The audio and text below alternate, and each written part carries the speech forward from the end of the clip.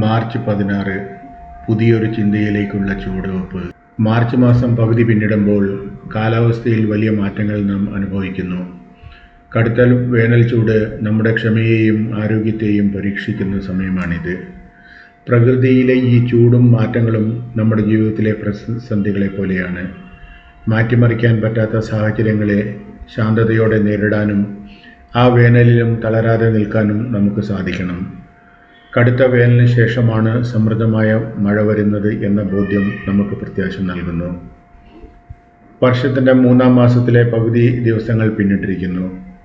ജനുവരിയിൽ നാം എടുത്ത തീരുമാനങ്ങൾ എവിടെ എത്തി നിൽക്കുന്നു എന്ന് പരിശോധിക്കാൻ പറ്റിയ സമയം കൂടിയാണിത്.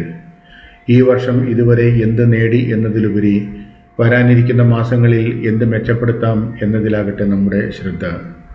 പരാജയപ്പെട്ട പദ്ധതികളെ ഉപേക്ഷിക്കാനല്ല, മറിച്ച് അവയെ പുതിയ രീതിയിൽ സമീപിക്കാനാണ് ഈ ദിവസം നമ്മെ പ്രേരിപ്പിക്കുന്നത്. തിരക്ക് പിടിച്ച ഒരു തിങ്കളാഴ്ചയിൽ പലപ്പോഴും നമ്മുടെ ചുറ്റുമുള്ള ചെറിയ സന്തോഷങ്ങൾ നാം കാണാതെ പോകുന്നു.